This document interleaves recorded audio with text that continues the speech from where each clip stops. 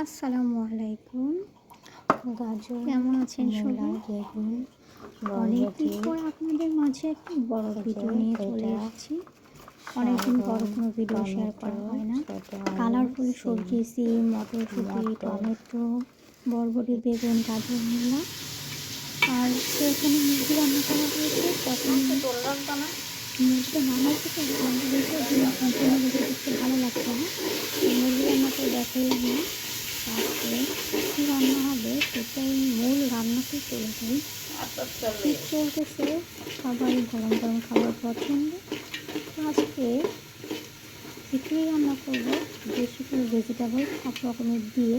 সবসময় পাতলা খাই, এবার ভুনা খিচুড়ি করব সবজি দিয়ে।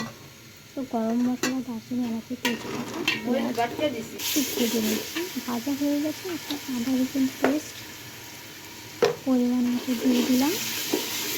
তারপর আরও মশলা অ্যাড হবে, হলুদ, মরিচ, জিরা বাটা, ধনিয়ার গুঁড়া, জিরা ধনিয়া বেটে নিয়েছে, বাটাটা দিয়ে দিলাম, কাঁচামরিচ কুচি।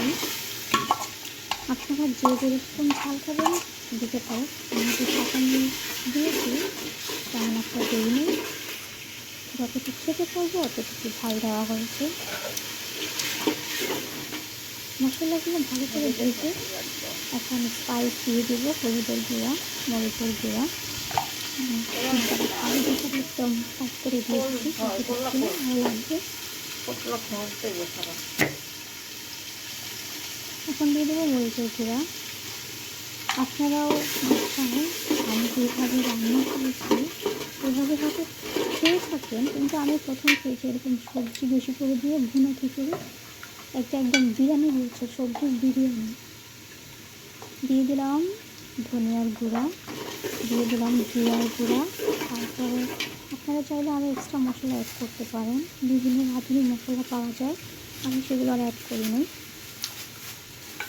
এখন যে কেটে বেছে সবজিগুলো রেখেছি, বেগুন, গাজর, মূলা, বরবটি, সিম, কাঁচা টমেটো, পাকা টমেটো, ভেন্ডি, অনেক মশলা, কম লাগে না, রান্না করতে গেলে অনেক লাগে।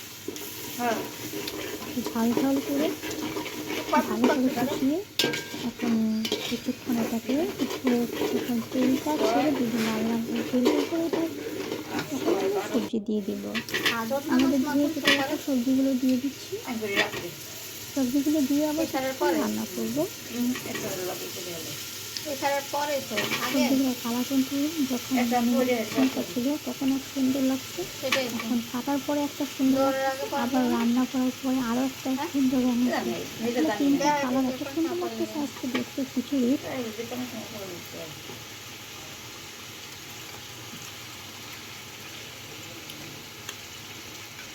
সবজি দেওয়া হয়ে গেছে, এখন একটু ভালো করে মশলার সাথে এগুলোকে মিক্স করে নেব। আপনারা আজকে দুপুরে কিছু রান্না করেছেন অবশ্যই জানাবেন, আর আমার ভিডিওটি ভালো লাগলে অবশ্যই শেয়ার দিয়ে পাশে থাকবেন, লাইক কমেন্ট তো অবশ্যই করবেন। আর ভালো লাগে কিন্তু রান্না করে খেয়ে তারপর আমাকে জানাবেন যে এইটা কীরকম মজা হয়। আমার বাসাটা এনে দাওয়াত করে খাওয়াতে পারছি না, আমার ভিডিওটা দেখতে ভালো লাগে অবশ্যই রান্না করে খাবেন। কষানো হয়ে গেছে, এখন চাল ডাল দিয়ে কিছুক্ষণ ভাজা ভাজা করবো। এখানে মসুরের ডাল আর মুগ ডাল ছিল, আর পোলার চাল ছিল। পোলার চাল একটা চিকন, একদম চিকনটা নেবেন, পেটে রান্না হয়ে গেছে। এখন কালারটা খিচুড়ি অনেক সুন্দর আছে। আর আপনাদের তো আমি বলে বোঝাতে পারবো না, যেহেতু খাওয়াতে পারতেছি না। উপর থেকে ধনিয়া পাতা দিয়ে দিয়েছি বেশি করে, যেহেতু সিজন আছে। অসাধারণ হয়েছে, অসাধারণ হয়েছে খেতে। আলহামদুলিল্লাহ, আল্লাহর অশেষ রহমত, নিয়ামত, আলহামদুলিল্লাহ, সকল অবস্থা।